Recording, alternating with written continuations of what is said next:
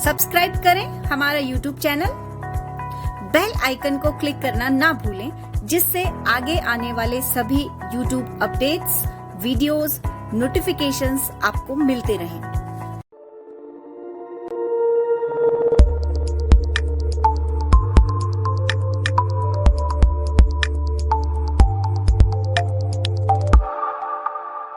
नमस्कार दोस्तों, मैं डॉक्टर सुनीता फौजदार परिष्कार वर्ल्ड में आपका स्वागत करती हूं। आज हम हैं राजस्थान के एक नए टॉपिक के साथ, जिसका नाम है राजस्थान का एकीकरण। अब तक हमने जो पूरा राजस्थान का प्रारंभ से अध्ययन किया, जिसमें कि हम स्रोतों के बाद सभ्यताएं, फिर राजपूत वंशों की उत्पत्ति, और लगातार हम इसी क्रम में पढ़ते हुए आ रहे हैं। 1857 की क्रांति और राजपूत शासकों के साथ की गई संधियां, प्रजामंडल आंदोलन, और अंत में हम देखते हैं कि किस प्रकार राजस्थान जो हमें वर्तमान स्वरूप में दिखाई देता है, उसका निर्माण किन किन प्रक्रियाओं से गुजर करके हुआ। अगर आपके एग्जाम के पॉइंट ऑफ व्यू से बात करें तो ये टॉपिक और प्रजामंडल का टॉपिक, ये दो टॉपिक इतने महत्वपूर्ण हैं आधुनिक राजस्थान में कि निश्चित रूप से इनको लेकर के एक या दो प्रश्न पूछे जाते हैं, हर एग्जाम में पूछे जाते हैं। क्योंकि हम जो भी एग्जाम्स दे रहे हैं राजस्थान से रिलेटेड, उन सबका एक महत्वपूर्ण भाग है राजस्थान का एकीकरण। क्योंकि वर्तमान स्वरूप जो है इस प्रक्रिया से होकर के गुजरा है, इसलिए यह अत्यंत आवश्यक हो जाता है कि जब भी आप किसी एग्जाम की तैयारी कर रहे हैं तो उसमें इस पार्ट से क्वेश्चन आएंगे, यह सोच करके इसको निश्चित रूप से पढ़ा जाए। आइए सबसे पहले हम देखते हैं कि इससे पूर्व की परीक्षाओं में किस प्रकार के प्रश्न पूछे गए हैं। तो पहले एक बार प्रश्नों को देखेंगे, फिर उसके बाद हम चर्चा करेंगे कि राजस्थान का जो एकीकरण हो रहा है, इसकी आवश्यकता क्यों पड़ी, ऐसी क्या परिस्थितियां थी कि इस प्रकार एकीकरण किया गया और वर्तमान स्वरूप दिया गया। आइए देखते हैं पूर्व की परीक्षाओं में आए हुए प्रश्न। पहला प्रश्न है, किसने माउंट आबू के राजस्थान के विलय में महत्वपूर्ण योगदान दिया। अब देखिए, यहाँ देखा जा रहा है कि माउंट आबू, यानी कि इससे हमें देखने में समझ में आ रहा है कि माउंट आबू जो है राजस्थान के अंतर्गत नहीं था, तो बाद में राजस्थान में विलय किया जा रहा है माउंट आबू का। तो इसमें कौन से व्यक्तित्व की महत्वपूर्ण भूमिका रही है, यानी कि किसके प्रयासों के परिणाम स्वरूप वर्तमान समय में जो हमें माउंट आबू दिखाई देता है राजस्थान के भाग में, उसका योगदान रहा है। इसी क्रम में हम सेकेंड क्वेश्चन देखते हैं, मत्स्य संघ का राजस्थान में विलय कब किया गया। यानी कि हम इस राजस्थान के एकीकरण की प्रक्रिया में देखेंगे मत्स्य संघ, और इसका राजस्थान में विलय किया जा रहा है और उसकी तिथि पूछी जा रही है। यानी कि इससे हमें समझ में आता है कि ये जो तिथियां हैं, कौन सी तिथि को क्या हो रहा है, यह हमें ध्यान रखनी है। इसी क्रम में हम अगला प्रश्न देखते हैं, मत्स्य संघ की राजधानी थी। यानी कि राजस्थान की जो एकीकरण की प्रक्रिया है, उसमें जितने भी संघों का निर्माण हो रहा है, प्रत्येक संघ की अपनी एक राजधानी थी, और वह राजधानी कौन से संघ से संबंधित थी, यह हमें ध्यान रखना है। इसी क्रम में अगला प्रश्न देखते हैं, किस शहर को संयुक्त राजस्थान की राजधानी बनाया गया।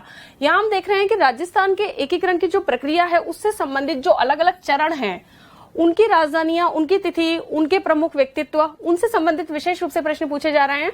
अगला जो प्रश्न है वह है, राजस्थान के वे कौन से 4 राज्य हैं जिन्होंने मिलकर संयुक्त होकर मत्स्य संघ का निर्माण किया। यानी कि अलग अलग, अगर वर्तमान समय की हम बात करें तो अलग अलग कौन से जिले थे जिनके की योगदान से मत्स्य संघ जो कि उस समय आया अस्तित्व में, उसका निर्माण हो रहा है। अगला प्रश्न है, राज प्रमुख के पद को राज्यपाल गवर्नर का पदनाम दिया गया। अगर हम बात करें वर्तमान स्थिति की, तो आज हमें वर्तमान स्थिति में देखने को मिलता है राज्यपाल। तो अगर हम पूर्व को देखें, यानी कि तात्कालीन समय में देखें, तो उस समय राज्यपाल न होकर के राज प्रमुख होता था। और यह राज प्रमुख जो है कब तक रहा और कब इसको परिवर्तित करके राज्यपाल अस्तित्व में आ रहा है, तो उसकी तिथि से संबंधित प्रश्न है ये। अगला प्रश्न है, उदयपुर रियासत का राजस्थान संघ में विलय हुआ। यानी कि जो हम देख रहे हैं कि राजस्थान के एकीकरण में लगातार एक इकाई का रूप ले रहा है राजस्थान, तो उसमें उदयपुर का विलय कब हो रहा है, यानी कि यह प्रश्न भी तिथि से संबंधित है। अगला प्रश्न है, मत्स्य संघ का प्रथम राज प्रमुख किस रियासत का शासक बना। यानी कि मत्स्य संघ से संबंधित व्यक्तित्व की बात हो रही है, क्योंकि उस समय एक पदनाम था, राज प्रमुख की पोस्ट होती थी, तो वह किस रियासत का शासक बना, यानी कि कौन सी रियासत से उस राज प्रमुख का संबंध था। अगला प्रश्न देखते हैं, अजमेर मेरवाड़ा का राजस्थान में विलय कब हुआ। यानी कि यह भी स्थान विशेष से संबंधित प्रश्न है। यानी कि हम देख रहे हैं कि एकीकरण में लगातार विलय हो रहा है और विलय के परिणाम स्वरूप ही वर्तमान जो राजस्थान है वह अस्तित्व में आ रहा है।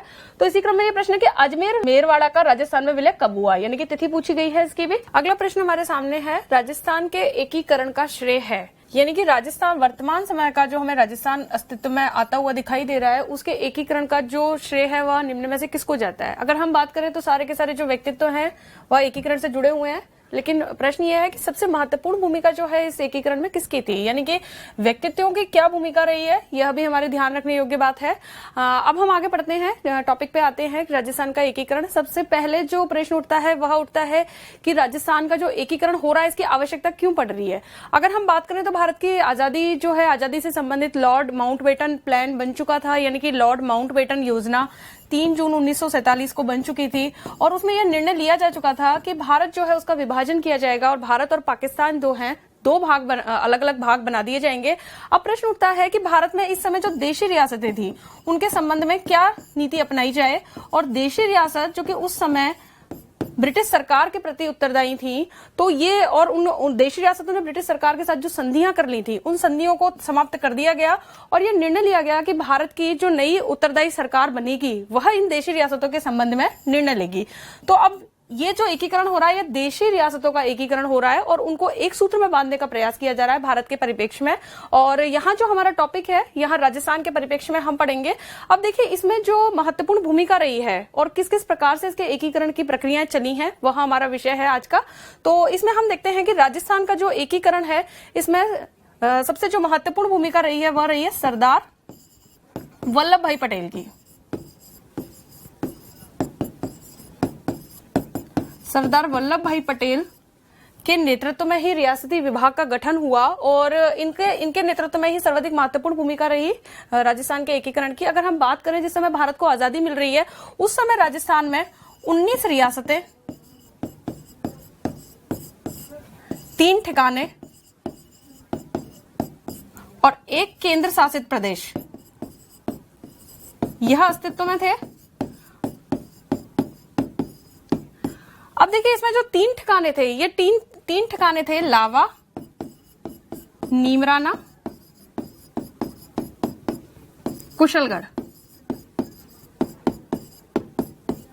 और यह जो है एक केंद्र शासित प्रदेश, इसके अंतर्गत हम देखते हैं अजमेर मेरवाड़ा।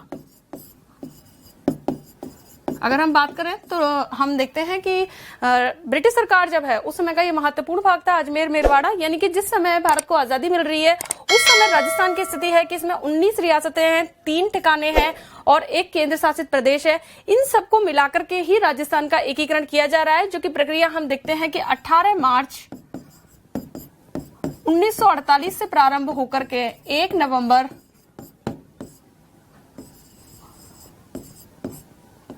1956, 1 नवंबर, जो कि हम देखते हैं कि राजस्थान के एकीकरण की जो प्रक्रिया है वह 18 मार्च 1948 से प्रारंभ होकर के 1 नवंबर 1956 तक लगभग 7 चरणों के अंतर्गत राजस्थान का एकीकरण हो रहा है और वर्तमान स्वरूप जो है राजस्थान का वह अस्तित्व में आ रहा है, यानी कि इस एकीकरण को होने में इतना समय लगा है। पहली प्रक्रिया जो हुई थी, यानी कि मत्स्य संघ का जो निर्माण शुरू हुआ था वह 18 मार्च से हुआ था और होते होते वर्तमान स्वरूप में आते आते 1956 तक, यानी कि 7 चरणों में यह एकीकरण संपन्न हो रहा है। और प्रत्येक चरण जो है उससे संबंधित आपके प्रश्न पूछे जाएंगे, यानी कि हमें यह भी ध्यान रखना है कि प्रक्रिया कब से शुरू हो रही है और कितने चरणों में हो रही है और उस समय तत्कालीन राजस्थान की स्थिति क्या थी और रियासती विभाग जो था उसका गठन किस लिए किया जा रहा है, रियासतों के एकीकरण के लिए किया जा रहा है, जिसमें कि सरदार वल्लभ भाई पटेल जो हैं उसके अध्यक्ष थे। अब देखिए ये जो रियासती विभाग था इसके वीपी मेनन जो हैं इसके सचिव थे, यानी कि अगर हम देखें तो सरदार वल्लभ भाई पटेल, वीपी मेनन, इन लोगों का एक समग्र योगदान रहा जिसके कारण हमें राजस्थान का जो वर्तमान स्वरूप है वह देखने को मिलता है।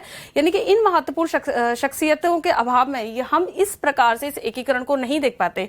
हम देखते हैं कि अपना कोई भी जो देशी रियासत है अपना स्वतंत्र अस्तित्व रख पाएगी उसके लिए कुछ कंडीशंस बना दी गई थी, यानी कि प्रत्येक जो रियासत थी वो अपना स्वतंत्र अस्तित्व नहीं रख सकती थी। यह निर्णय लिया गया था रियासती विभाग के द्वारा और इसी कारण यह आवश्यकता हुई कि जो बड़ी रियासतें थी वो छोटी छोटी रियासतों में मिल जाए, यानी कि हर रियासत का अस्तित्व ना रह करके बड़ी रियासत का अस्तित्व रहेगा।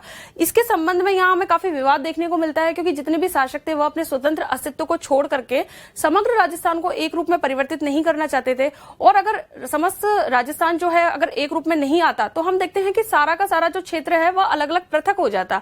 तो इसी कारण यह प्रक्रिया अपनाई गई और इसको विधिवत रूप दिया जा रहा है। कुछ सरदार वल्लभ भाई पटेल, वीपी मेनन और भी बाकी के लोगों का महत्वपूर्ण योगदान रहेगा और उस प्रक्रिया से गुजरते हुए वर्तमान स्वरूप जो है राजस्थान का वह अस्तित्व में आ रहा है। अब हम इसे क्रम से देखते हैं कि इसमें कौन कौन से चरण आ रहे हैं। अब देखिए, ये हमारा राजस्थान का मैप है। मैप के द्वारा हम ज्योग्राफी में ही नहीं, इतिहास में भी बहुत अच्छे से स्टडी कर सकते हैं, क्योंकि काफी सारी चीजें ऐसी होती हैं जो कि हमें देख करके याद हो जाती हैं। जैसे बीकानेर से संबंधित कोई भी चीज है, जैसलमेर से संबंधित है, बाड़मेर से संबंधित है, तो अगर आप इतिहास में देखें तो आपको काफी सारे फैक्ट्स को याद रखना एक सब्जेक्ट की डिमांड बन जाती है। तो इसके लिए आवश्यक ये होता है कि काफी सारी चीजों को आप देख करके मैप के थ्रू स्टडी करके, जैसे हम देख सकते हैं कि किन किन क्षेत्रों से मत्स्य संघ बन रहा है, किन से पूर्व राजस्थान बन रहा है।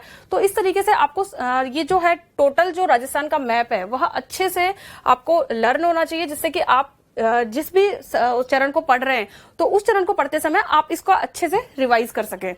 आगे हम देखते हैं इसमें राजस्थान का एकीकरण प्रथम चरण, यानी कि राजस्थान का एकीकरण एक एक चरण के द्वारा हमको पढ़ना है। तो पहले हम आ रहे हैं प्रथम चरण पे। प्रथम चरण का जो नाम है मत्स्य संघ, यहाँ हम इसका नाम विशेष रूप से ध्यान रखेंगे कि प्रथम चरण जो है इसका नाम है मत्स्य संघ। अब देखिए, मत्स्य संघ का गठन, अब देखिए इसका नाम हो गया मत्स्य संघ, लेकिन इसका गठन जो हो रहा है वह किन किन क्षेत्रों को मिलकर के हो रहा है। तो हम देखते हैं कि यह अलवर, भरतपुर, धौलपुर और करौली, यानी कि इन 4 क्षेत्रों से मिलकर के क्या बन रहा है, मत्स्य संघ बन रहा है। अब हम यहाँ बात करें तो पहले इन सबके स्वतंत्र अस्तित्व थे, लेकिन एकीकरण के समय एक विशेष प्रक्रिया अपनाई जा रही है, उसके चलते इन चारों को मिलाकर के एक मत्स्य संघ बन रहा है। इसकी डेट जो है हमारे लिए विशेष महत्व रखती है, क्योंकि इसको लेकर के प्रश्न पूछे जाते हैं। तो इसकी जो डेट है वह है 18 मार्च 1948, यानी कि मत्स्य संघ का गठन हो रहा है 18 मार्च 1948 को। अब देखिए कौन कौन सी महत्वपूर्ण चीजें हैं जो कि इससे संबंध रखती हैं। सबसे पहली चीज आ रही है राजधानी, यानी कि ये जो 4 क्षेत्र जो मिलाकर के संयुक्त करके जो मत्स्य संघ का निर्माण हो रहा है, इसकी राजधानी थी अलवर। प्रधानमंत्री, अब देखिए इस समय जो प्रधानमंत्री का एक पद होता था, जो कि हम देखेंगे समय के अनुसार परिवर्तित हो जाएगा, और 1956 में जब राजस्थान का एकीकरण हो जाएगा तो हमें ये सारी चीजें जो हैं यह दिखाई नहीं देंगी, और विधिवत रूप से वर्तमान जो शासन व्यवस्था है उसका स्वरूप हमें दिखाई देगा। शोभाराम कुमावत जो है, जिनका की संबंध अलवर से था, यहां हम विशेष रूप से ध्यान रखेंगे, यह इसके प्रधानमंत्री बने। अगले जो है राज प्रमुख जो है उदयभान सिंह जी थे, जो कि इनका संबंध धौलपुर से था। अगर इसमें हम उपराज प्रमुख की बात करें तो उपराज प्रमुख कई बार पूछ लिया जाता है, हमेशा तो नहीं लेकिन कई बार पूछ लिया जाता है। तो हम देख सकते हैं महाराजा करौली जो हैं वह उपराज प्रमुख थे।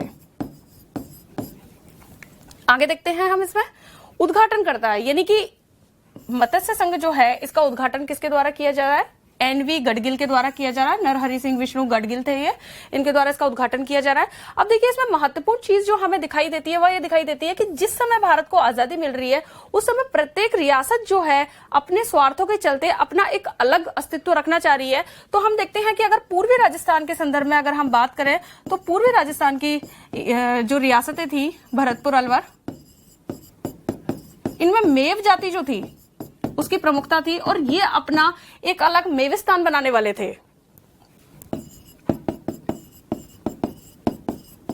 इनकी जो भी योजनाएं थी उनको नाकाम करके इसका समग्र रूप से जो है गठन किया गया। अब इसका जो नामकरण हो रहा है, हम देख रहे हैं मत्स्य संघ जो नाम दिया जा रहा है वह किसकी अनुशंसा पर दिया जा रहा है। तो यहां हम ध्यान रखेंगे KM मुंशी जो हैं उनकी अनुशंसा पर यह नाम दिया जा रहा है। और ये इस नाम का आधार क्या था, क्योंकि पांडव काल में, और अगर हम प्राचीन राजस्थान की बात करें तो यह मत्स्य जनपद के रूप में देखा जाता था, यानी कि मत्स्य जनपद जो था वही उसी को आधार बना करके बाद में इसका नाम हो गया मत्स्य संघ। और इसका जो अगर हम एक विशेष बात यह है कि ये 17 मार्च को इसका उद्घाटन होने वाला था, लेकिन उसी समय हम देखते हैं भरतपुर जो कि जाट शासकों का क्षेत्र था, वहां जाटों के प्रतिनिधि को लेकर इसमें विवाद हमें देखने को मिलता है, और उसके चलते जाट प्रतिनिधि को शामिल किया जाता है और 18 मार्च को इसका उद्घाटन होता है, यानी कि पहले जो है यह 17 मार्च को होने वाला था। तो देखिए अब इससे संबंधित जो आपके महत्वपूर्ण प्रश्न आएंगे उनमें आप ध्यान रखेंगे डेट से संबंधित, कौन कौन जिले इसमें संबंधित हो रहे हैं, राजधानी कौन सी है, प्रधानमंत्री कौन सा है, उद्घाटनकर्ता कौन है और राज प्रमुख कौन है। तो ये इससे संबंधित प्रश्न बिल्कुल डायरेक्ट आएंगे। तो आपको इतनी जो डिटेल है वह याद करनी ही करनी है, इससे संबंधित अगर प्रश्न आपको ठीक करना है एग्जाम में। अगला जो है अब हम इसको मैप के थ्रू देख सकते हैं। देखिए जैसे ये अलवर आ गया, ये राजस्थान का मैप है। अब इसमें से हम मत्स्य संघ में जो थे उनको इंगित करेंगे। अलवर, ये यहाँ करौली आ गया, इधर ये भरतपुर आ गया और इधर धौलपुर, यानी कि ये जो इतना क्षेत्र हमें दिखाई दे रहा है यह किसका भाग है, मत्स्य संघ का। यानी कि हमने देखा कि राजस्थान का जो पहला चरण है वह पूरा हो चुका है। अब हम आगे बढ़ते हैं आगे के चरण की तरफ। अब देखिए द्वितीय चरण में क्या चीजें हो रही हैं।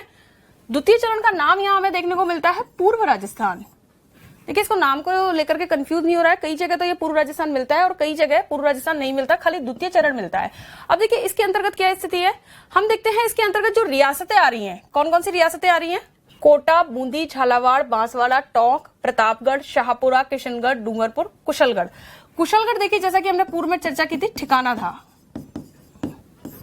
अब देखिए ठिकाने और रियासतें जो है इनमें एक विशेष अंतर ये होता था कि जो तोपों की सलामी दी जाती थी वह ठिकानों को ना दी जाकर के रियासतों को दी जाती थी, यानी कि रियासतें जो होती थी उनका स्थान महत्वपूर्ण होता था ठिकानों के बजाय। तो हम देखते हैं इसमें अगर हम बात करें तो ये हाड़ौती वाला क्षेत्र है, कोटा, बूंदी, झालावाड़, और ये दक्षिणी राजस्थान का भाग आ जाता है। यहाँ हमें बांसवाड़ा, प्रतापगढ़ और यह शाहपुरा, किशनगढ़, डूंगरपुर, कुशलगढ़, यानी कि ये सारी के इन सब का विलय हो रहा है राजस्थान के द्वितीय चरण में, जिसे हम पूर्व राजस्थान के नाम से जानते हैं। अब देखिए यहाँ के जो शासक थे उन लोगों को यह लगा कि इनका जो क्षेत्र है वह कहीं मालवा में ना मिला दिया जाए, तो इसके कारण इन्होंने स्वयं व्यक्तिगत रूप से ये सिफारिश की जाकर के कि राजस्थान का जो एकीकरण किया जा रहा है उसमें इन सारी रियासतों को समग्र रूप से एक साथ रखा जाए, और उसी को ध्यान रखते हुए यहाँ इसका द्वितीय चरण हमें संपन्न होता हुआ दिखाई देता है। अब इससे इसकी डेट है, देखिए डेट है इसकी 25 मार्च 1948, तो यहाँ हम ध्यान रखेंगे उसकी डेट से इसको अंतर करके रखेंगे, उसकी थी 18 मार्च और यहाँ है 25 मार्च, और अगर हम देखें तो पीछे वाला जो सन है 1948, ये दोनों में समान दिखाई देता है। अब देखिए इसकी राजधानी क्या रखी जा रही है, इसकी राजधानी कोटा रखी जा रही है। प्रधानमंत्री, इसके प्रधानमंत्री थे गोकुल लाल असावा। गोकुल लाल असावा हमने पूर्व में जो हमने चैप्टर पढ़ा था शाहपुरा के जो प्रजामंडल आंदोलन हुआ था उसमें इनकी मुख्य भूमिका थी और इनका संबंध वहां से था, शाहपुरा प्रजामंडल से। तो गोकुल लाल असावा जो है इसके प्रधानमंत्री रहे। राज प्रमुख रहे भीम सिंह का संबंध जो है कोटा से था। और उद्घाटनकर्ता, यहाँ हम देखते हैं कि उद्घाटनकर्ता प्रथम चरण जो पड़ा था जिसमें कि मत्स्य संघ था, तो उद्घाटनकर्ता भी एनवी गडगिल यहाँ पर हमें दिखाई दे रहे हैं।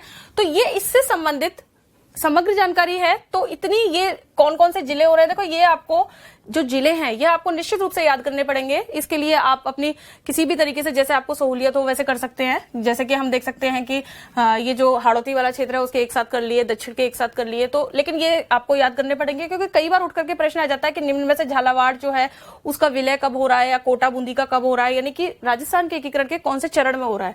तो इसलिए आवश्यक हो जाता है कि हम इनका अलग अलग ध्यान रखें कि प्रथम में कौन सा हो रहा है, द्वितीय में कौन सा हो रहा है। आगे चलते हैं इसमें। अब इसको हम एक बार मैप के थ्रू देख लेते हैं।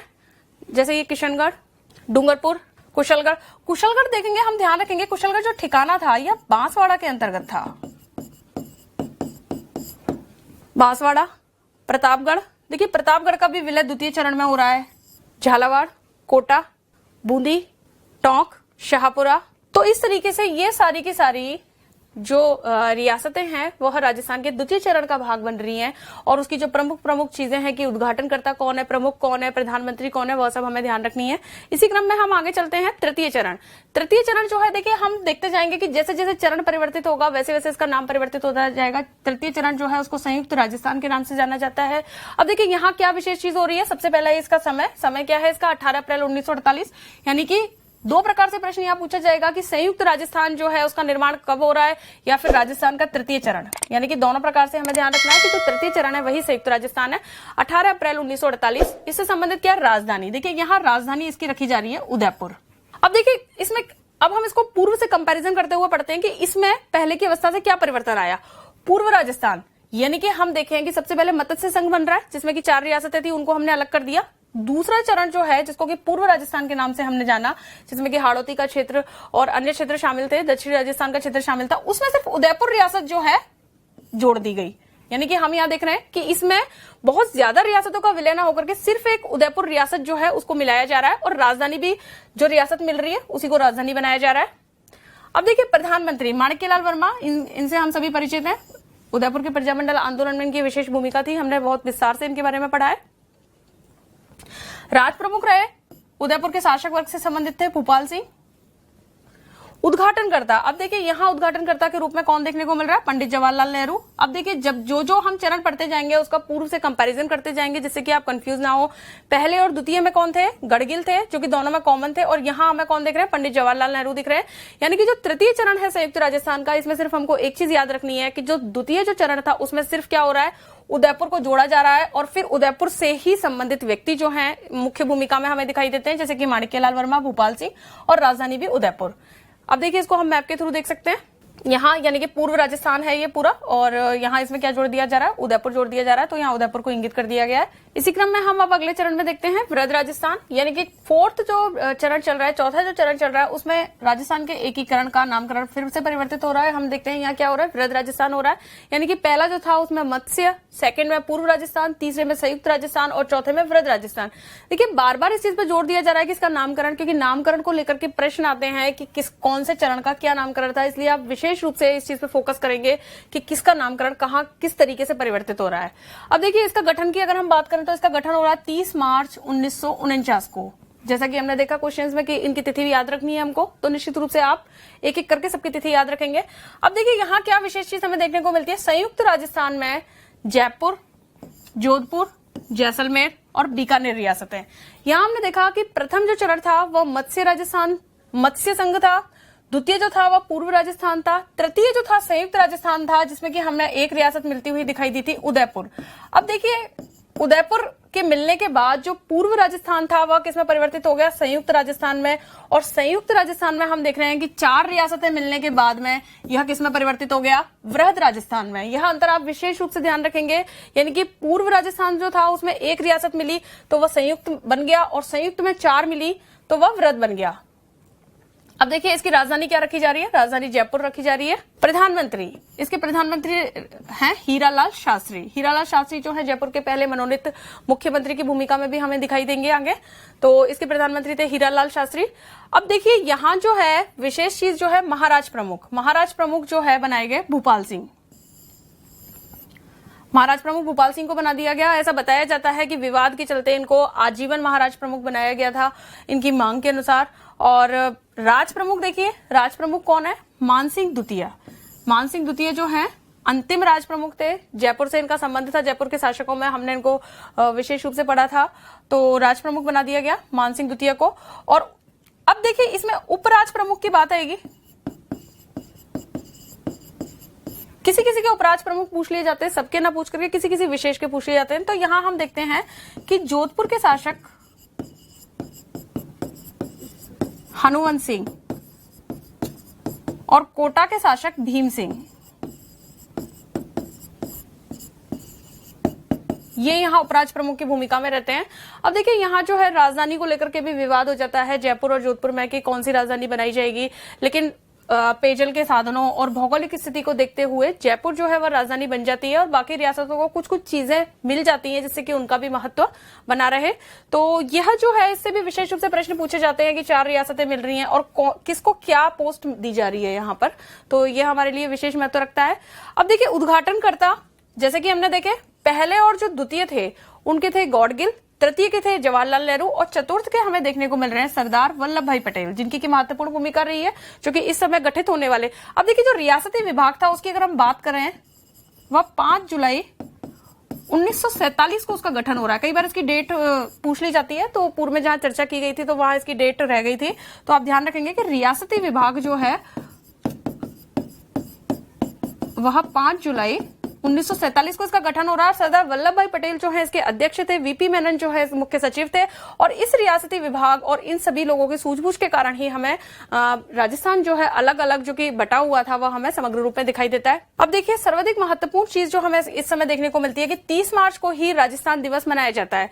हम देखते हैं कि वर्तमान समय तक भी राजस्थान दिवस मनाया जा रहा है 30 मार्च को, जैसे कि विशेष रूप से उत्साह के द्वारा मनाया जाता है। तो यह जो 30 मार्च जो है वृहद राजस्थान के समय ही तिथि निश्चित हो गई थी। हमें देखने को मिलता है कि इस समय तक राजस्थान का जो है काफी कुछ एकीकरण हो चुका था, क्योंकि ये जो रियासतें थी जयपुर, जोधपुर, जैसलमेर, यह उस समय की काफी बड़ी रियासतें थी जो कि अपना स्वतंत्र अस्तित्व रखना चाहती थी, यानी कि विलय करने के विपक्ष में थी। लेकिन यहाँ हमें देखने को मिल रहा है कि काफी सारा राजस्थान जो है एक रूप में दिखाई दे रहा है, और इसी कारण इस दिवस के महत्व को मानते हुए यहीं से जो है राजस्थान दिवस मनाने की परंपरा शुरू होती हुई दिखाई देती है। आगे हम देखते हैं चतुर्थ चरण। चतुर्थ चरण से संबंधित अब हम इसको मैप में देखेंगे एक बार। अब देखिए यहाँ ये है, तस्वीरों के द्वारा भी आप थोड़ा सा दिमाग में अच्छे से रख सकते हैं, क्योंकि एक लगातार हम पढ़ते जाते हैं कि फैक्ट्स आ रहे हैं तो थोड़ी बोरियत होने लगती है, तो इस चीज को आप थोड़ा सा ऐसे करके इजी वे में देख सकते हैं। यह आजीवन राज प्रमुख महाराज प्रमुख जो बने थे, उदयपुर से संबंध था इनका भूपाल सिंह, और ये हीरालाल शास्त्री जो है मुख्य भूमिका में रहे, यहाँ पर मुख्यमंत्री बन रहे हैं।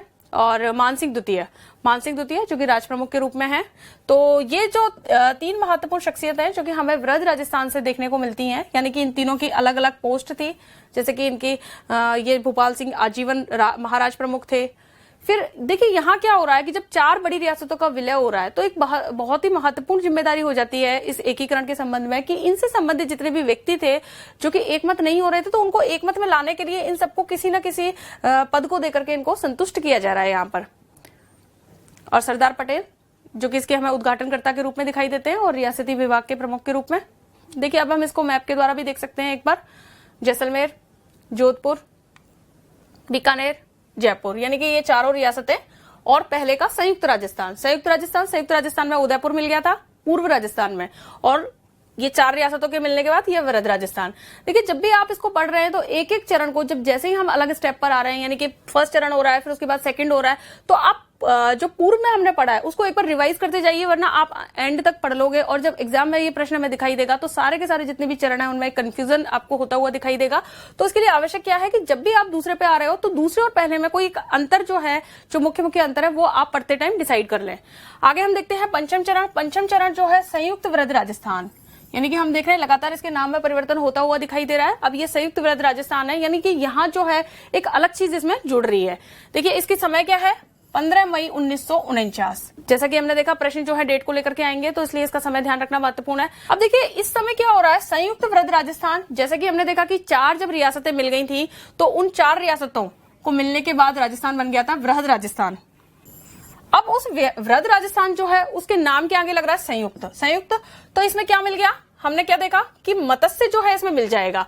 आगे हम क्या देखते हैं, वृहद राजस्थान में मत्स्य संघ मिल गया, यानी कि मत्स्य संघ जो कि 18 मार्च 1948 को पहला जो चरण था राजस्थान का, जिसमें अलवर, भरतपुर, धौलपुर, करौली 4 रियासतें शामिल हो रही थी, उसका विलय इसमें कर दिया गया और ये बन गया संयुक्त वृहद राजस्थान।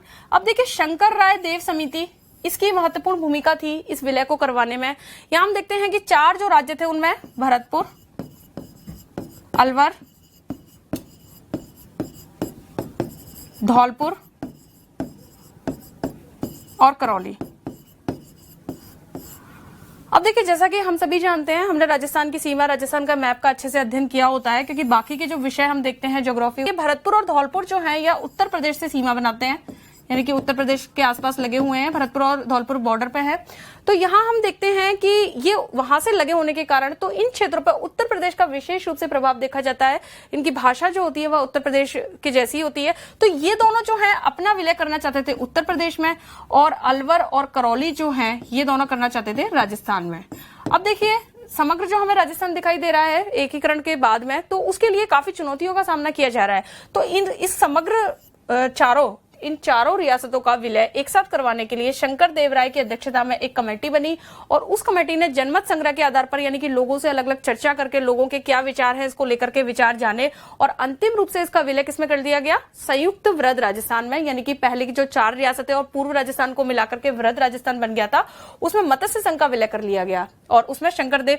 अब देखिए यहाँ प्रश्न पूछ लिया जाता है कि शंकरदेव समिति जो है उनका संबंध किससे है, तो हम ध्यान रखेंगे पहली चीज इसमें कि राजस्थान के एकीकरण से, दूसरी चीज जो है राजस्थान के एकीकरण में मत्स्य संघ के विलय से है। मैप के द्वारा देख सकते हैं मत्स्य संघ अपन ने पहले भी पढ़ लिया, लेकिन एक बार उसका रिपीटेशन देख सकते हैं हम यहाँ।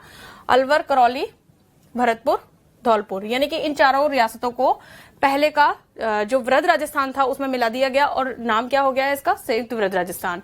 अब देखिए अगले चरण, 6वां चरण जो है, इसमें हमें क्या परिवर्तन होता हुआ दिखाई देता है, राजस्थान संघ। देखिए 6वें चरण का नाम क्या है, राजस्थान संघ। नामों को आप विशेष रूप से ध्यान रखेंगे। 26 जनवरी 1950 को, इसी समय हमें भारत का संविधान जो है बनता हुआ दिखाई देता है, 26 जनवरी 1950 को। अब देखिए संयुक्त वृहद राजस्थान में सिरोही का विलय हम देख सकते हैं कि आबू देलवाड़ा वाले क्षेत्र को छोड़ करके संयुक्त वृहद राजस्थान में सिरोही का विलय हो रहा है, जिसमें कि हम देखते हैं कि गोकुल भाई भट्ट जो है उनकी, जिन्हें कि राजस्थान के गांधी के नाम से भी जाना जाता है, और गोकुल भाई भट्ट की विशेष इसमें भूमिका थी इस विलय को कराने में, और सिरोही प्रजामंडल में भी इनकी महत्वपूर्ण भूमिका थी। तो यहाँ सिरोही का विलय हो गया। इसी दिन भारत का संविधान लागू हुआ और अंत में राजस्थान को विधिवत नाम दिया गया। अब देखिए राजस्थान का जो नाम है यह ऑफिशियली हमारे सामने आ रहा है, यानी कि पहले से सारी चीजें चली आ रही थी, लेकिन विधिवत नामकरण हो रहा है राजस्थान का। तो यहां से कई बार प्रश्न पूछ लिया जाता है कि राजस्थान का विधिवत जो नामकरण है वह कौन से चरण का भाग है? राजस्थान संघ और 6वें चरण का यह भाग है। अब देखिए इसको मैप के द्वारा देख सकते हैं, सिरोही जो है इसका विलय हो गया, पहले से चले आ रहे हैं। हम देख पा रहे हैं कि राजस्थान जो समग्र राजस्थान जो अलग अलग इकाइयों में बटा हुआ था, तो इस एकीकरण के माध्यम से क्या है, उसको एक इकाई के रूप में परिणत करने का प्रयास किया जा रहा है। और अगर हम इन प्रयासों की बात करें तो अपने समय समय पर ये प्रयास जैसे कि भोपाल सिंह जिनका की संबंध था उदयपुर से, उन्होंने भी किए थे, राजस्थान यूनियन बनाई थी, लेकिन अगर हम देखें तो वह कभी भी परिणित नहीं हो पाई कार्य रूप में।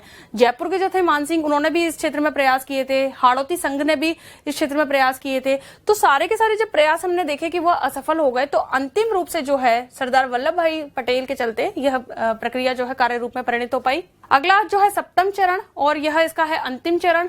इसमें 7वां चरण वर्तमान राजस्थान, यानी कि वर्तमान राजस्थान जो हमें दिखाई देता है उसका अस्तित्व कौन से चरण में आ रहा है? अंतिम चरण में आ रहा है 1 नवंबर 1956, यानी कि वर्तमान स्वरूप जो है राजस्थान का हमें कब मिल रहा है देखने को? 1 नवंबर 1956 को। अब देखिए यहां विशेष चीज हमें दिखाई देती है, राजस्थान संघ में आबू व देलवाड़ा का भाग, आबू देलवाड़ा का भाग जो कि हमने देखा कि सिरोही का जब विलय हो रहा है तो उसमें से आबू देलवाड़ा वाला जो भाग है यह छोड़ दिया गया था। देखिए आबू वाला जो भाग है वह अंग्रेजों का प्रमुख स्थान होता था, एजीजी जो है वो वहां रहता था। अंग्रेजों को गर्मी बहुत लगती थी राजस्थान में, तो उन्होंने आबू जो है वह अपनी राजधानी के रूप में, दूसरी राजधानी के रूप में बनाया हुआ था, जिससे कि उनको ग्रीष्म काल में जो है इतनी तकलीफ ना हो, और इस वजह से वह आबू में रहते थे। आबू देलवाड़ा वाला भाग, अजमेर मेरवाड़ा वाला भाग और मध्य प्रदेश के। अब देखिए यहाँ हमें आसपास के जितने भी जो बॉर्डर की जो क्षेत्र थे, जैसे कि मध्य प्रदेश है, उससे संबंधित हमें कुछ बदलता हुआ दिखाई देता है। जैसे कि मध्य प्रदेश के मंदसौर जिले का सुनेल टप्पा, इसको राजस्थान में जोड़ दिया गया, यानी कि एमपी का जो क्षेत्र था मंदसौर का सुनेल टप्पा वो राजस्थान में जोड़ दिया गया। और कोटा का जो सिरोंज क्षेत्र था, देखिए यह आपस में एक्सचेंज कर लिया गया, सिरोंज जो क्षेत्र था इसको मध्य प्रदेश को दे दिया गया, यानी कि सुनेल टप्पा जो है उसको वहां से लिया गया और सिरोंज क्षेत्र जो था उसको मध्य प्रदेश में दे दिया गया। अब यहाँ देखिए मुख्य जो प्रश्न बन जाते हैं आपके, वह बन जाते हैं कि आबू देलवाड़ा का विलय कब हो रहा है, अजमेर मेरवाड़ा का कब हो रहा है, और कौन कौन से क्षेत्र जो है वह मध्य प्रदेश को आपस में ये बदले जा रहे हैं, मध्य प्रदेश के और कोटा के। राजधानी जयपुर, अंतिम रूप से जो है राजधानी है वह जयपुर बना ली गई। मुख्यमंत्री मोहनलाल सुखाड़िया, मोहनलाल सुखाड़िया जो है काफी लंबे समय तक मुख्यमंत्री पद पर रहे और आधुनिक राजस्थान के निर्माता के रूप में भी इनको जाना जाता है। इससे भी कई बार प्रश्न पूछ लिया जाता है कि आधुनिक राजस्थान के निर्माता कौन थे? राज्यपाल।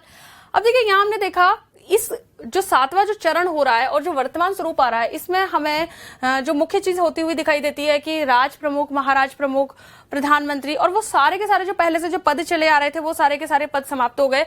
और यहाँ हम वर्तमान स्वरूप जो हमें दिखाई देता है शासन व्यवस्था का, यानी कि मुख्यमंत्री पद, राज्यपाल पद, वह बनता हुआ दिखाई दे रहा है। यानी कि यहीं से अगर हम देखें तो वर्तमान स्वरूप जो कि आज तक है वह यहीं से स्टार्ट हो रहा है, यानी कि पहले के सारे पद समाप्त कर दिए गए, मुख्यमंत्री मोहनलाल सुखाड़िया बन गए और राज्यपाल जो है राजस्थान के पहले राज्यपाल बन गए गुरुमुख निहाल सिंह।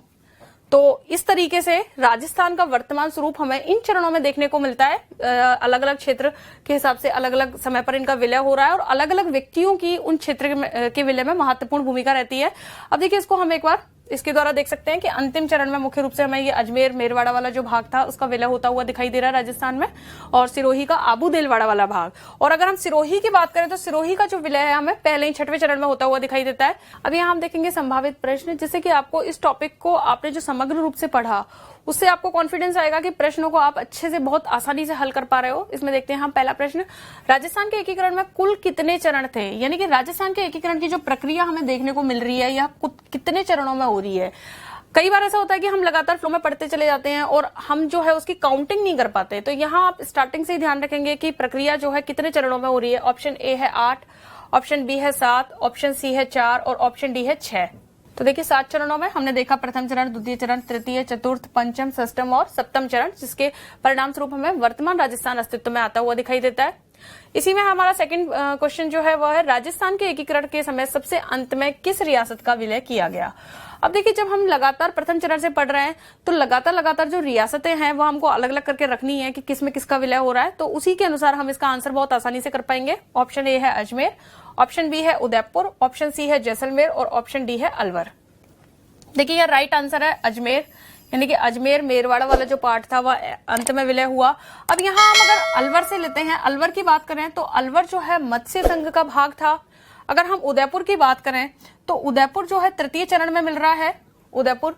और अगर हम जैसलमेर की बात करें तो जिसके परिणाम स्वरूप हमें जो वृहद राजस्थान दिखाई देता है, जब 4 रियासतें जयपुर, जोधपुर और जैसलमेर और बीकानेर जब मिल रही हैं तो उसका भाग था और इसको वृहद राजस्थान बोला गया था। और उदयपुर जो है इसको संयुक्त राजस्थान बोला गया था। इसी क्रम में हम अगला प्रश्न देखते हैं। राजस्थान दिवस प्रतिवर्ष मनाया जाता है 30 जून, ऑप्शन ए है 30 जून, ऑप्शन बी है 30 अप्रैल, ऑप्शन सी है 22 फरवरी और ऑप्शन डी है 30 मार्च। यहाँ राइट आंसर है 30 मार्च। बिल्कुल डायरेक्ट ये प्रश्न पूछा जाता है कि राजस्थान दिवस कब मनाया जाता है। यानी कि हम देख पा रहे हैं कि राजस्थान के एकीकरण की जो प्रक्रिया थी उसका जो चौथा भाग था, यानी कि जो जिसमें कि 4 रियासतें मिल रही थी और वृहद राजस्थान के रूप में सामने आ रहा था, तभी से यह प्रक्रिया अपनानी शुरू हुई और इसे राजस्थान दिवस का नाम दिया गया। अगला जो प्रश्न है वो हम देखते हैं, मत्स्य संघ में निम्नलिखित में से कौन सी रियासत शामिल नहीं थी। यानी कि इसके लिए यह आवश्यक है कि हमें पता होना चाहिए कि शामिल कौन कौन सी थी। ऑप्शन ए है अलवर, ऑप्शन बी है भरतपुर, ऑप्शन सी है धौलपुर और ऑप्शन डी है बूंदी। अब देखिए यहाँ राइट आंसर है बूंदी, यानी कि बूंदी शामिल नहीं थी। तो हम देखते हैं बाकी की अलवर थी, धौलपुर थी, भरतपुर थी और चौथी रियासत जो थी वह थी इसमें करौली। और अगर हम बूंदी की बात करें तो ये राजस्थान का द्वितीय चरण जो था जिसमें कि पूर्व राजस्थान आता है, यह उसका भाग थी जिसमें कोटा, बूंदी, झालावाड़ इन सब का विलय किया गया था। इसी क्रम में हम जो है अगला प्रश्न देखते हैं, वह है कितनी रियासतें एवं ठिकानों के एकीकरण से राजस्थान राज्य का निर्माण हुआ। यानी कि हम बात कर रहे हैं इस समय 1947 की, जिस समय भारत को आजादी मिल रही है तो उस समय तत्कालीन समय राजस्थान की स्थिति क्या थी। यानी कि राजस्थान जो है कितनी रियासतों व कितने ठिकानों में बटा हुआ था, जिसकी कि हमने पूर्व में चर्चा की है। इसमें ऑप्शन ए है 19 रियासतें व 3 ठिकाने, ऑप्शन बी है 19 रियासतें व 5 ठिकाने, ऑप्शन सी है 9 रियासतें व 16 ठिकाने और ऑप्शन डी है 19 रियासतें व 2 ठिकाने। इसका राइट आंसर है 19 रियासतें व 3 ठिकाने। 3 ठिकाने जिनकी कि हमने पूर्व में चर्चा की थी, जिसमें कौन कौन से थे, कुशलगढ़, लावा और नीमराना। ठीक है, हम इनके स्थानों की भी चर्चा कर लेते हैं एक बार, क्योंकि कई बार पूछ लिया जाता है इसका संबंध कहां से। कुशलगढ़ जो है बांसवाड़ा, लावा जो है जयपुर और नीमराना जो है अलवर। तो यानी कि जब जब इन रियासतों का विलय हो रहा है तब तब इन ठिकानों का भी विलय हो रहा है राजस्थान के एकीकरण में। अगला प्रश्न है वो हम देखते हैं, 30 मार्च 1949 को स्थापित वृहद राजस्थान के प्रथम प्रधानमंत्री कौन थे। 30 मार्च 1949 हम देखते हैं कि 30 मार्च वही 30 मार्च जहां से कि राजस्थान दिवस मनाने की शुरुआत हो रही है। और 4 जो महत्वपूर्ण रियासतें थी कौन कौन सी, जयपुर, जोधपुर, बीकानेर और जैसलमेर, उनका विलय इसमें हो रहा है। तो देखिए ऑप्शन ए है लाल बहादुर शास्त्री, ऑप्शन बी है गोकुल भाई भट्ट, ऑप्शन सी है हीरालाल शास्त्री और ऑप्शन डी है मथुरादास माथुर। तो इसका राइट आंसर है हीरालाल शास्त्री। हीरालाल शास्त्री जो है मुख्य भूमिका में थे इस समय। अगला जो प्रश्न है वह है, वृहद राजस्थान के महाराज प्रमुख किसे नियुक्त किया गया। यानी कि वृहद राजस्थान में जब हमने देखा कि अलग अलग पद दिए गए शासकों को संतुष्ट करने के लिए, जिसमें कि जयपुर के शासक, उदयपुर के शासक, इन सबका अलग अलग रोल था। तो यहाँ हम देखते हैं ऑप्शन ए है सवाई मान सिंह, ऑप्शन बी है हनुमंत सिंह, ऑप्शन सी है भोपाल सिंह और ऑप्शन डी है भीम सिंह। तो इसका राइट आंसर है भोपाल सिंह। भोपाल सिंह जो है इन्होंने ये शर्त रख दी थी कि इनको आजीवन राज प्रमुख बनाया जाए और इसी के चलते इनको संतुष्ट करने के लिए आजीवन राज प्रमुख बनाया गया। सवाई मान सिंह जो है यह राज प्रमुख के पद पर थे, इन्हें राज प्रमुख बनाया गया। हनुमंत सिंह जिनका की संबंध जोधपुर से था, यह उपराज प्रमुख थे। और भीम सिंह जिनका की संबंध कोटा से था, यह भी उपराज प्रमुख की भूमिका में थे यहाँ पर। और अगला प्रश्न देखते हैं। अगला प्रश्न है, 25 मार्च 1948 को राजस्थान संघ में जिस रियासत का विलय हुआ वह थी। यानी कि हमने देखा डेट से संबंधित प्रश्न, पूरा जितना भी एकीकरण के 7 चरण है उससे संबंधित महत्वपूर्ण जो तारीखें हैं वह हमको निश्चित रूप से याद करनी है। ऑप्शन ए है सिरोही, ऑप्शन बी है भरतपुर, ऑप्शन सी है प्रतापगढ़ और ऑप्शन डी है अलवर। अब यहाँ इसका राइट आंसर है प्रतापगढ़। हमने देखा कि प्रतापगढ़ जो है इसका विलय हो रहा है 25 मार्च 1948 को, जो कि राजस्थान के एकीकरण का द्वितीय चरण तथा जिसे पूर्व राजस्थान के नाम से भी जाना जाता है। अब देखिए अलवर और भरतपुर ये दोनों ही मत्स्य संघ से संबंधित थे, जो कि राजस्थान के एकीकरण का प्रथम चरण था 18 मार्च 1948 को। और सिरोही जो है 6वें चरण का भाग था, जबकि हमने देखा कि आबू और देलवाड़ा को छोड़ करके सिरोही का विलय हो रहा है। अगले प्रश्न पर आते हैं, पूर्व राजस्थान 25 मार्च 1948 का उद्घाटन किसने किया। यानी कि उद्घाटनकर्ता, जो कि इसका एक महत्वपूर्ण भाग के रूप में हमने सभी में लगभग पढ़ा है। ऑप्शन ए है एनवी गढ़गिल ने, ऑप्शन बी है जवाहरलाल नेहरू ने, ऑप्शन सी है सरदार पटेल ने और ऑप्शन डी है शोभाराम कुमावत ने। अब देखिए इसका राइट आंसर है एनवी गडगिल ने। एनवी गडगिल जो है इन्होंने राजस्थान के एकीकरण के प्रथम चरण यानी कि मत्स्य संघ उसका भी उद्घाटन किया था और द्वितीय का भी किया था। जवाहरलाल नेहरू जो है इन्होंने राजस्थान के तृतीय चरण का किया था और सरदार पटेल जो है इन्होंने राजस्थान के चतुर्थ चरण जिसे कि वृहद राजस्थान के नाम से जानते हैं उनका किया था। अगला जो प्रश्न है वो हम देखते हैं कि राजस्थान संभाग के किस राज्य के नरेश ने सर्वप्रथम भारत में सम्मिलित पत्र पर हस्ताक्षर किया। जैसे कि हमने देखा कि जिस समय भारत और पाकिस्तान जो है दो अलग भागों में बढ़ चुके हैं और प्रत्येक रियासत जो थी वो अपना स्वतंत्र अस्तित्व रखना चाहती थी जिससे कि उनके जो विशेषाधिकार हैं शासकों के वह उनके पास बने रहे और एकीकरण जो है उसमें भाग नहीं लें। तो इसी क्रम में हम देखते हैं कि सबसे पहले इसमें जो आगे आते हुए जो शासक है वह हमें दिखाई देते हैं कौन से हैं। ऑप्शन ए है अलवर, ऑप्शन बी है भरतपुर, ऑप्शन सी है जोधपुर और ऑप्शन डी है बीकानेर। तो इसका राइट आंसर है बीकानेर। बीकानेर के शासक थे शार्दुल सिंह जिन्होंने कि सबसे पहले आगे बढ़ते हुए इस पत्र पर हस्ताक्षर किए। इसी क्रम में हम विगत परीक्षाओं में पूछे गए प्रश्न जिनकी कि हमने पूर्व में चर्चा की थी उनके जो आंसर्स हैं हम यहाँ देखेंगे। अब देखिए इस क्रम में पहला प्रश्न है जो कि राजस्थान पुलिस में आया हुआ है 2014 में है। प्रश्न है किसने माउंट आबू के राजस्थान में विलय में महत्वपूर्ण योगदान दिया, यानी कि वह व्यक्ति जिसने कि माउंट आबू के विलय को राजस्थान के एकीकरण में करवाया। तो ऑप्शन ए है गोकुलबाई भट्ट, ऑप्शन बी है हीरालाल शास्त्री, ऑप्शन सी है उदयभान सिंह और ऑप्शन डी है मान सिंह द्वितीय। तो इसका राइट आंसर है गोकुलभाई भट्ट जो कि सिरोही प्रजामंडल से संबंधित थे। राजस्थान के गांधी के नाम से इनको जाना जाता है। हीरालाल शास्त्री जो हैं राजस्थान के पहले मनोनीत मुख्यमंत्री। तीसरे हैं या तीसरा ऑप्शन है उदयभान सिंह जी, इनका संबंध धौलपुर से था और ये राज प्रमुख थे मत्स्य संघ के। और मान सिंह द्वितीय राजस्थान के एकीकरण का जो चतुर्थ चरण है जिसे कि हम वृहद राजस्थान के रूप में जानते हैं उस समय यह राज प्रमुख के पद पर थे जिनका की संबंध जयपुर से था। इसी क्रम में अगला जो प्रश्न है वो हम देखते हैं महिला सुपरवाइजर में आया हुआ है 2014 में। प्रश्न है मत्स्य संघ का राजस्थान में विलय कब किया गया। देखिए तारीख से संबंधित प्रश्न है, इसी कारण हमको प्रत्येक चरण से संबंधित विलय कब कब हो रहा है वो हमको ध्यान रखना है। पहला है 15 मई 1949 ईस्वी को, दूसरा है 25 मार्च 1948 ईस्वी को, तीसरा है 18 अप्रैल 1948 ईस्वी को और चौथा है 30 मार्च 1949 ईस्वी को। देखिए इसका राइट आंसर है 15 मई 1949 को। 15 मई 1949 को जो वृहद राजस्थान था उसमें मत्स्य संघ का विलय कर दिया गया था। शंकरदेव समिति जो थी वह इससे संबंधित थी। मत्स्य संघ की जो 4 रियासतें अलवर, भरतपुर, धौलपुर, करौली जो इसके विलय को लेकर के एकमत नहीं थी उनका यहाँ पे विलय करवाया गया। 25 मार्च 1948 जो है पूर्व राजस्थान से संबंधित है और 18 अप्रैल 1948 जो है संयुक्त राजस्थान से संबंधित है और 30 मार्च 1949 जो है वृहद राजस्थान से संबंधित है। तीसरा जो प्रश्न है वह पटवार में 2011 में आया हुआ है। प्रश्न है मत्स्य संघ की राजधानी थी। Option A Alwar, option B Kota, option C Jaipur और ऑप्शन डी उदयपुर। अब देखिए यहाँ इसका राइट आंसर है अलवर। मत्स्य संघ की राजधानी अलवर थी। द्वितीय चरण जो था राजस्थान का पूर्व राजस्थान उसकी राजधानी कोटा थी। चतुर्थ चरण जो था जिसे हम वृहद राजस्थान के नाम से जानते हैं उसकी राजधानी जयपुर थी और तृतीय चरण जो था जिसे कि हम संयुक्त राजस्थान के नाम से जानते हैं जिसमें कि एकमात्र उदयपुर का विलय हुआ था पूर्व राजस्थान में, उसकी राजधानी उदयपुर थी। अगला प्रश्न हम देखते हैं ग्रेड तृतीय में आया हुआ है 2013 में। प्रश्न है किस शहर को संयुक्त राजस्थान की राजधानी बनाया गया था, यानी कि इन सबकी राजधानी हमें याद रखनी है। ऑप्शन ए है उदयपुर, ऑप्शन बी है कोटा, ऑप्शन सी है जयपुर और ऑप्शन डी है मेवाड़। यहाँ राइट आंसर है उदयपुर। उदयपुर को राजधानी बनाया गया था। कोटा जो है द्वितीय चरण की राजधानी थी। जयपुर जो है वह राजस्थान के चतुर्थ चरण की राजधानी थी। अगला जो प्रश्न है वह है ग्रेड द्वितीय में आया हुआ 2017 में। प्रश्न है राजस्थान के वे कौन से 4 राज्य हैं जिन्होंने मिलकर संयुक्त होकर मत्स्य संघ का निर्माण किया, यानी कि हमको अलग अलग राज्य अलग अलग रियासतें जो कि उस समय थी और किस किस की विलय से कौन से संघ का निर्माण हो रहा है वह ध्यान रखना है। ऑप्शन ए है अलवर, भरतपुर, धौलपुर और कोटा, ऑप्शन बी है अलवर, भरतपुर, धौलपुर, करौली, ऑप्शन सी है अलवर, बूंदी, बांसवाड़ा, करौली और ऑप्शन डी है अलवर, करौली, भरतपुर और टोंक।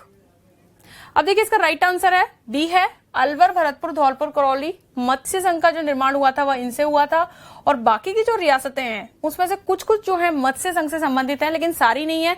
तो यहाँ जो भी हम ऑप्शन देखते हैं तो उसको हमें समग्र रूप से पढ़ना आवश्यक हो जाता है। पहले या दूसरे उसको देख करके हमें राइट आंसर नहीं करना है, हमें एंड तक यहाँ से लेके यहाँ तक कंफर्म करना है कि जो भी हम आंसर कर रहे हैं वह इससे संबंध रखता है या नहीं रखता है। अगला जो प्रश्न है वह ग्रेड तृतीय में आया हुआ है 2013 में। प्रश्न है राज प्रमुख के पद को राज्यपाल गवर्नर का पद नाम दिया गया, यानी कि यहाँ विशेष परिवर्तन हमें होता हुआ दिखाई देता है।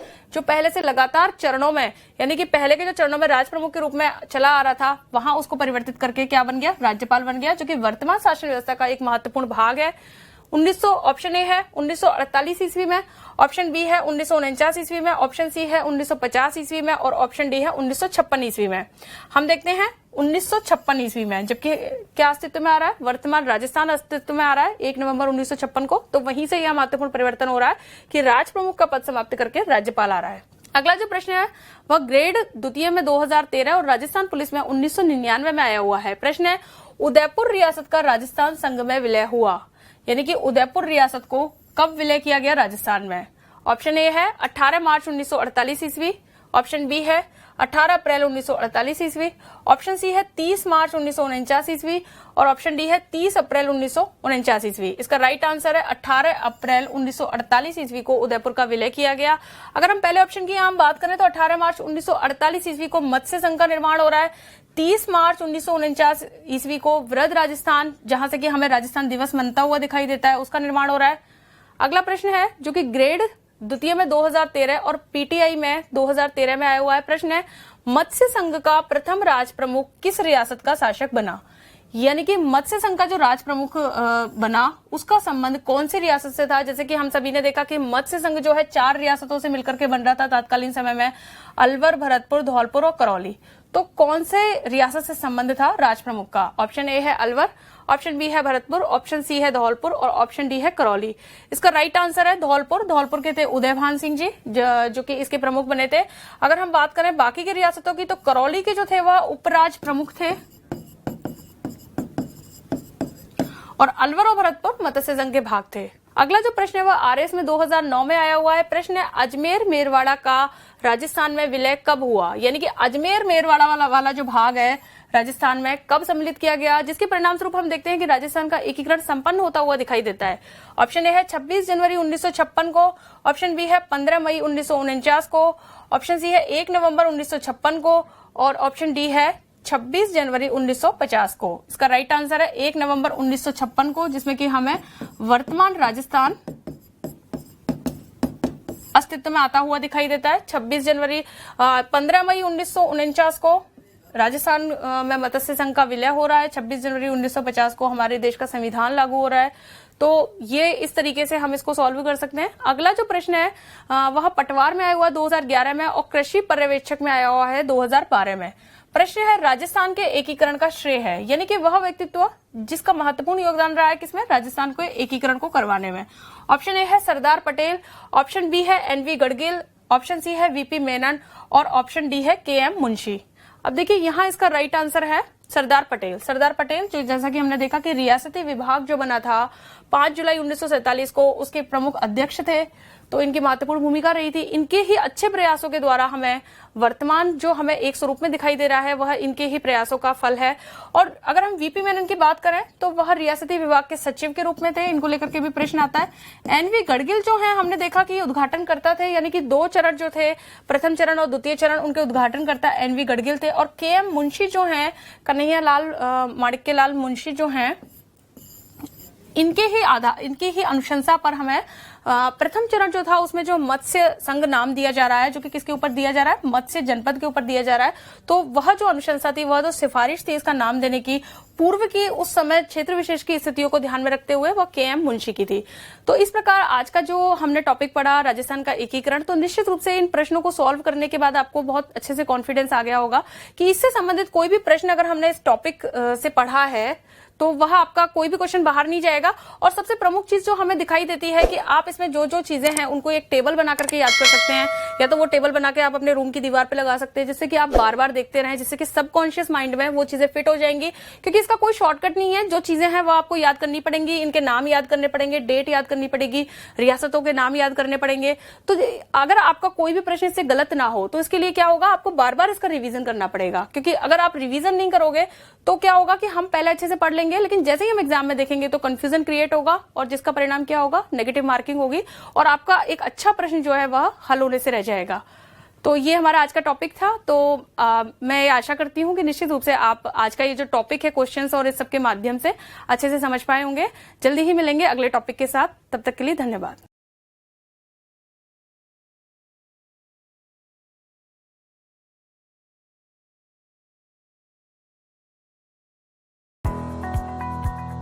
सब्सक्राइब करें हमारा YouTube चैनल, बेल आइकन को क्लिक करना ना भूलें, जिससे आगे आने वाले सभी YouTube अपडेट्स, वीडियोस, नोटिफिकेशंस आपको मिलते रहें।